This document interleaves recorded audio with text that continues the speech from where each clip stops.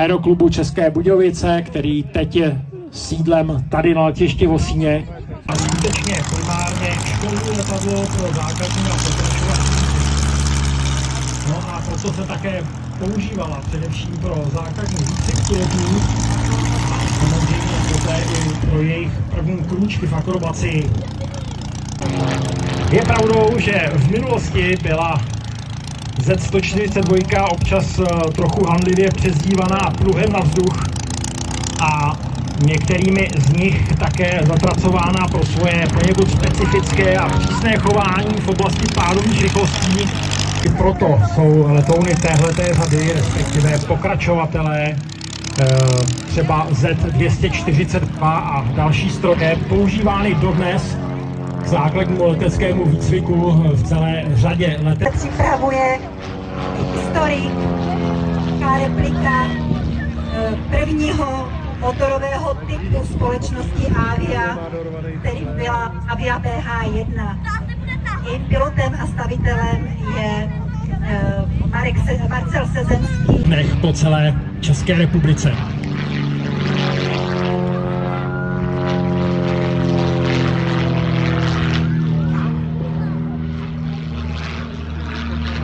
Karel hovořil, teď sadou výkrut. Slabou překližkou křídla a ocasním protiplátnem.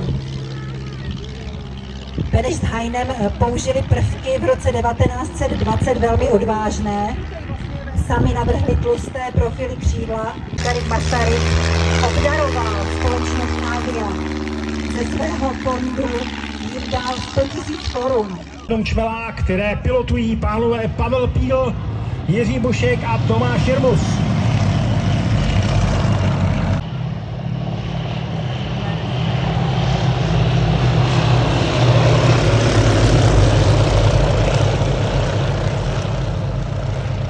Jak si můžete všimnout,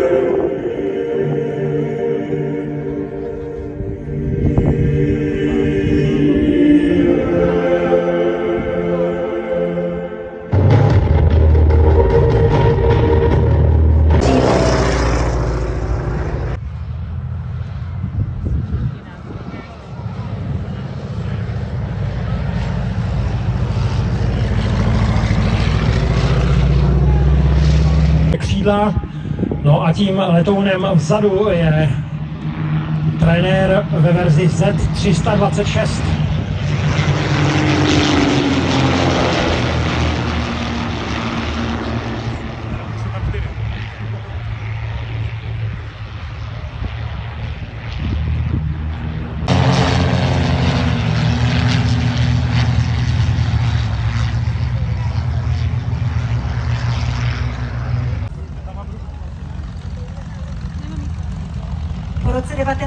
60.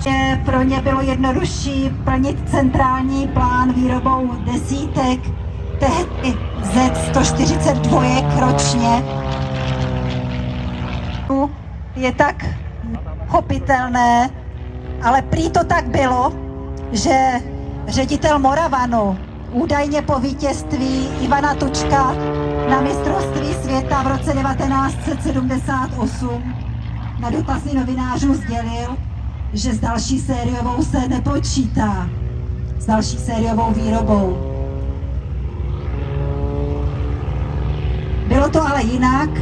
V letech 1975 až 1994 bylo vyrobeno znamená, že od počátku se hledělo na ty výkony motoru a na tu schopnost akrobacie, takže tento letoun nemá moc velké nádrže a tudíž nevydrží moc dlouho. Nemá velký dolet, někde kolem 2 kilometrů.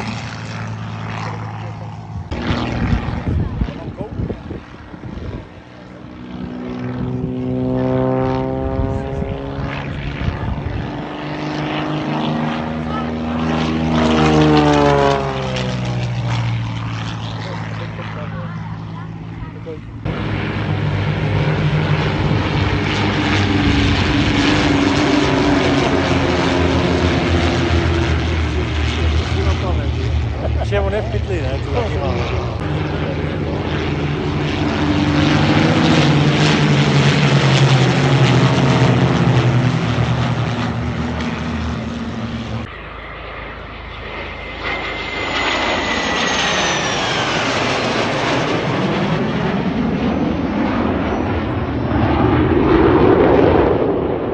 Včera a dneska ten dlouhý transparent, to vyžaduje mimořádné pilotní umění. No a viděli jsme ho taky v roli pilota toho mlečného. Bylo ekologické, z letadla se nic nevyhazuje. Za letu.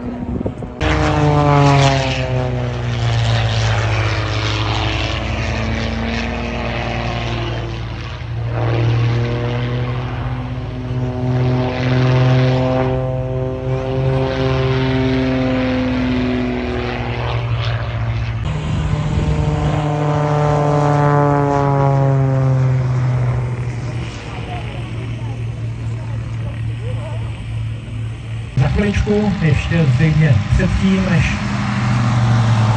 odstartují autě, budou někomu scházet. Dětské. Jsou to dětské brýle, hnědo-oranžové barvy, jsou obroučky. Jsou tady, pokud ještě jste na ploše letiště a postrádáte dětské brýle pro svou ratolest,